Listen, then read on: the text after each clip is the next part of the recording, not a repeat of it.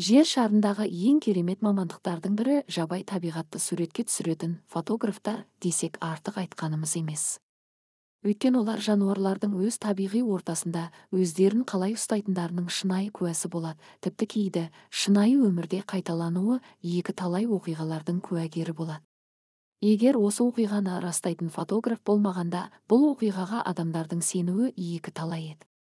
Бұл оқиға Африкада орын алған. Бабуиннің баласы үшін орын алған оқиға оның өлімінің себепкері болуы мүмкін еді. Бірақ барлығы әдеттегіндей аяқталған жоқ. Оқиға арыстанның бабуиндар тобырына шабуылдаудан бастау алады. Ол бір маймылды өлтіріп, ал енді біреуін тістеп алып өз панасына алып кетеді, оны сонда жеу үшін. Алайда ол маймылдың анасына кішкентай баласының жабысып алғанын байқамады. Маймыл баласының қорқынышы шегіне жеткенде, ол секіріп түсіп ағашқа өрмелеуге тырысты. Бірақ кішкентай маймылда қандай күш болсын. Сол сәтте арыстан оған жақындайды. Ал бұны суретке түсіріп отырған фотографтар қорқып кетті, өйткені олар оқиға қайғылы аяқталады деп болжаған еді. Бірақ ғажайып орын алды. Арыстан оны өлтірудің орнына оны зерттеп, ал кейін онымен ойнай бастады.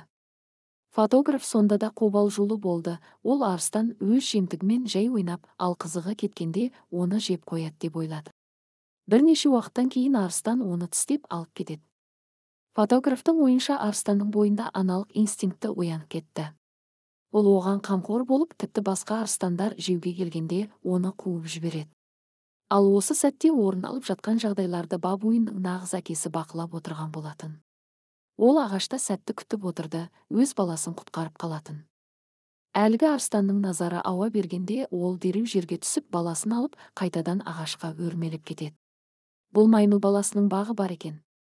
Егер осындай видеоларды жиі көргіңіз келсе, каналға жазылып, лайк басуды ұмытпаңыз. Қоңыраушаны қосып қойыңыз. Сіздермен бірге болған оқиғалар